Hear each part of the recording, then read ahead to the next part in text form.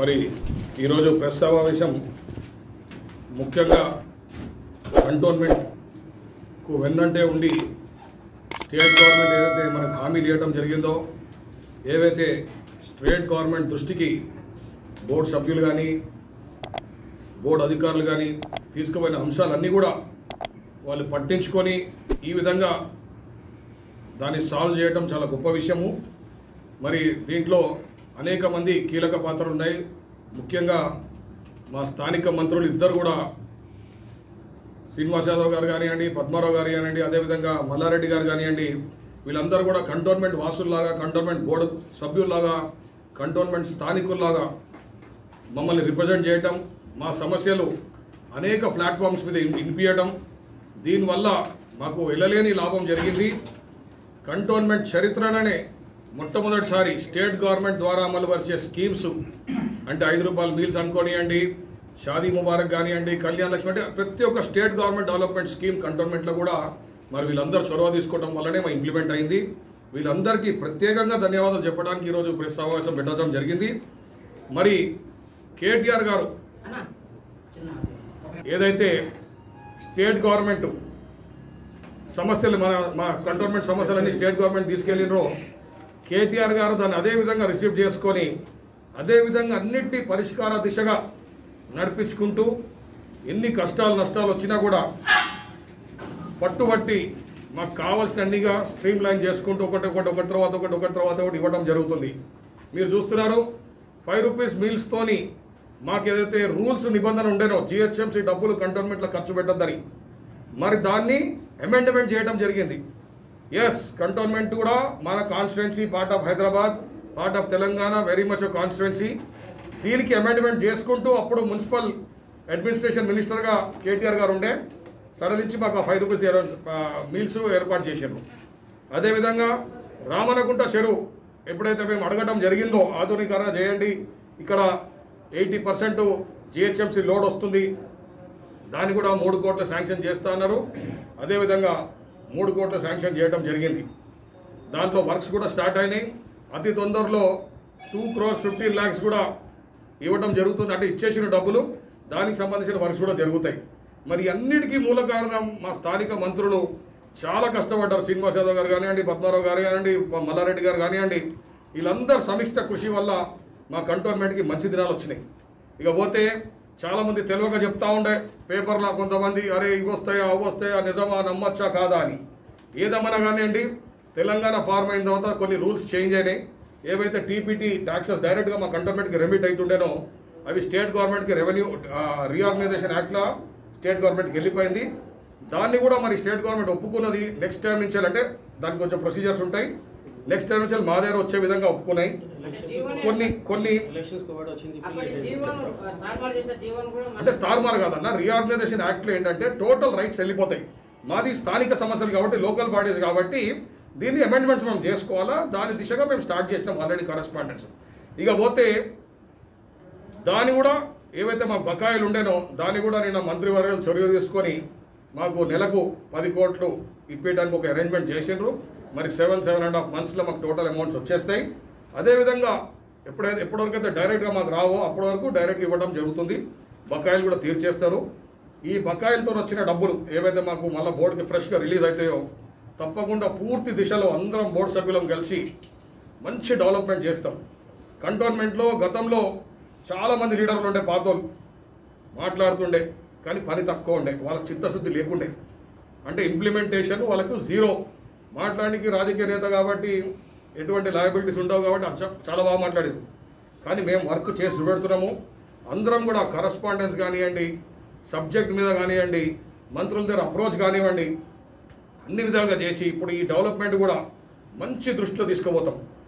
అంటే కంటోన్మెంట్లో కొన్ని కొత్త ప్రాజెక్టులు చేస్తాం. ఫర్ ఎగ్జాంపుల్ మేము తిరుమలగిరి లేక్ని ఆధునీకరణ చేస్తున్నాం. దానికి దాదాపు 3 కోట్లు శాంక్షన్ పెడుతున్నాం. ఒకటి స్టేట్ గవర్నమెంట్ కూడా అడుగుతున్నాము, అదేవిధంగా గ్రాంట్ ఇన్ ఎయిడ్లో సెంట్రల్ గవర్నమెంట్ కూడా అడుగుతున్నాము. దాంట్లో మళ్ళీ ఎస్టీపీ ప్లాంట్ కూడా పెట్టడం జరుగుతుంది. ఇది కంటోన్మెంట్ చరిత్రలో ఎన్నడూ లేదు. ఎస్టీపీ ప్లాంట్ అంటేనే మనకు తెలియదు. మరి అసొంటి ఒక్కటి ఆధునీకరణ తీసుకొచ్చి కంటోన్మెంట్కి మంచి దశలో పోతాం. ఇవన్నీ కూడా మేము స్థానికంగా ఇంప్లిమెంట్ చేయడానికి అందరం బోర్డు సభ్యులం నెక్స్ట్ బోర్డు మీటింగ్లో ఒక మంచి టెక్నికలీ సీనియర్ ఆఫీసర్ని హైర్ చేద్దామని చూస్తున్నాం అడ్వైజర్ కింద. ఎందుకంటే మాకున్న రిసోర్సెస్, మాకున్న మ్యాన్ పవర్, ఇంజనీరింగ్ టెక్నాలజీ కానివ్వండి, మా స్ట్రెంగ్త్ కానివ్వండి అంత అప్డేట్ లేదు. నెక్స్ట్ టైం మా ప్రాజెక్ట్స్ మేమే ఇంప్లిమెంట్ చేసే విధంగా ఒక టెక్నికల్ అడ్వైజర్ కూడా హైర్ చేద్దామని ఒక నిర్ణయం బోర్డు సభ్యులు అందరం తీసుకున్నాము. దాన్ని వచ్చే బోర్డు మీటింగ్లో పెట్టి ఒక రిటైర్డ్ సీనియర్ ఇంజనీర్ని హైర్ చేయడం జరుగుతుంది. ఎందుకంటే ఏ ప్రాజెక్ట్ అయితే చేస్తున్నామో మేము మెట్రో వాటర్స్ కానీ హెచ్ఎండిఏ కానీ వాళ్ళ మీద డిపెండ్ అవుతున్నాం. దీనివల్ల కొద్దిగా జాప్యం జరుగుతుంది. ఎందుకంటే ఎగ్జిక్యూషన్ అథారిటీ వాళ్ళు, డబ్బులు మావి, వర్క్ మాది, వర్క్ అయ్యేది కూడా మా ప్రిమైసెస్లో. దాన్ని కూడా ఓవర్కమ్ చేద్దామని ఈ నిర్ణయం తీసుకున్నాం. మరి ఇవన్నీ కూడా మాకు స్థానిక రెసిడెంట్స్ లాగా మా మంత్రులు ఉండి మాకు అడుగున మాకు గైడ్ చేయడం చాలా సంతోషమైన విషయము. మరి ఈరోజు ఇంత ఘనంగా వాళ్ళు మా ఫైనాన్సెస్ కానీ మా రిసోర్సెస్ ఏవైతే పెంచుతున్నారో, అదేవిధంగా మా వాటర్ సమస్య గతంలో నేను నిన్న మొన్న పేపర్లో చూస్తున్నాను, కొంతమంది చౌకబారు ప్రకటన చేస్తున్నారు, ఇవి వచ్చినా అవి వచ్చినా అని. ఏ ఉన్న ఫిగర్స్ చెప్తాయి, ఓకే, మేము అబద్ధం చెప్పేది లేదు. ఏమన్నా లెక్కలు చెప్తాయి, మా బిల్స్ చెప్తాయి. మాకు డెఫినెట్గా 30 lakh గ్యాలన్స్ వస్తుండే ముందు ఒక జమానాలో, మేబీ 15 years బ్యాక్. క్రమంగా దాన్ని పెంచుకుంటూ ఈరోజు మేము 50 లక్షల నుంచి 55 లక్షల గ్యాలన్స్ మధ్యలో మేము ఉన్నాం. డెఫినెట్గా అంత వాటర్ డ్రా చేస్తున్నాం. కాకపోతే గతంలో లీడర్స్ చేసిన విధంగా మేము డ్రమ్ములు ఇస్తారేం పబ్లిక్కి. నీళ్ళు కావాలంటే సరే డ్రమ్ పెట్టుకో, ట్యాంకర్ పంపిస్తా, నచ్చడానికి ట్యాంకర్ పంపించాలా, నచ్చడానికి ఎండబెట్టాలా. ఆ సిస్టమ్ మేము తీసేసినాము. Total pipeline infrastructure develop చేసినాము. కంటోన్మెంట్ గల్లీలో ఏదైతే రాష్ట్ర ప్రభుత్వం చాలా ప్రెస్టీజియస్గా పెట్టుకుందో ప్రతి ఇంటికి నీళ్ళు ఇస్తా అని, దాని ఐడియల్ ఎగ్జాంపుల్ ఫస్ట్ కంటోన్మెంటే. నాకు తెలిసి ఆల్మోస్ట్ ప్రతి ఒక్క హౌస్ హోల్డ్కి మేము వాటర్ కనెక్షన్ ఇవ్వడం జరిగింది. మరి ఇటువంటి దానిలో డెఫినెట్గా కన్జ్యూమర్ పెరుగుతారు, మా వాటర్ డిమాండ్ కూడా పెరిగింది. ఈరోజు మా కంటోన్మెంట్లో మేము ఆల్టర్నేటివ్ వాటర్ ఇవ్వాలంటే మాకు 70 లక్షల నుంచి 80 లక్షల గ్యాలన్ మధ్యలో కావాలి. కానీ ఈ గొప్పతనం ఏంటిదంటే రాష్ట్ర ప్రభుత్వం రెడీగా ఒప్పుకుంది. ముందు మాకు అగ్రిమెంట్ ఉండే, మా అగ్రిమెంట్ మీద మేము ఒక 10 lakh గ్యాలన్స్ అడిగినా, 5 lakh గ్యాలన్స్ అడిగినా రాష్ట్ర ప్రభుత్వం ఇవ్వకపోతుండే. కానీ ఇప్పుడు రాష్ట్ర ప్రభుత్వం రాండి మీకు ఎన్ని నీళ్ళు కావాలని ఇస్తా అన్నది. ఇది మా టీఆర్ఎస్ గవర్నమెంట్ చిత్తశుద్ధి. టీఆర్ఎస్ గవర్నమెంట్ కంకరం కట్టుకుంది వీళ్ళ కంటోన్మెంట్ ప్రజలకు ఎవ్రీ ఆల్టర్నేట్ నీళ్ళు ఇస్తా అని. మరి ఇటువంటి యొక్క చిత్తశుద్ధి కల్పించింది మా మంత్రులు దినం రాత్రి చర్య మా మీద ఇంట్రెస్ట్ పెట్టి మాకున్న సమస్యలను తీర్చారు.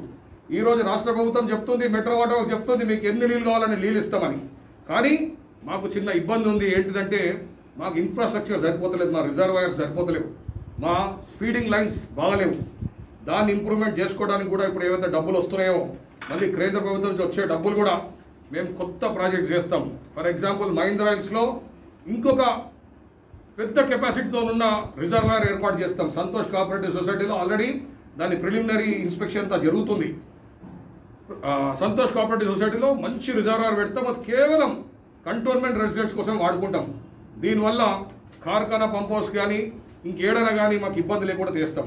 అదేవిధంగా మేము బిట్స్ పిల్ల నుంచి ఒక ట్యాపింగ్ పాయింట్ తీసుకున్నాము. బొలారం నుంచి ఈరోజు తిరుమలగిరి దాకా వాటర్ వచ్చేసింది. దాన్ని ఇంకొంచెం ఇంప్రూవ్మెంట్ చేసుకుంటే తప్పకుండా కంటోన్మెంట్లో ఎవ్రీ ఆల్టర్నేటివ్ వాటర్ ఇచ్చే విధంగా మేము కృషి చేస్తాం. ఇకపోతే మాకు రేటు తక్కువ అయిందా లేదా అంటున్నారు. ఇది కూడా లెక్కలే చెప్తుంది, కరస్పాండెన్స్ చెప్తుంది.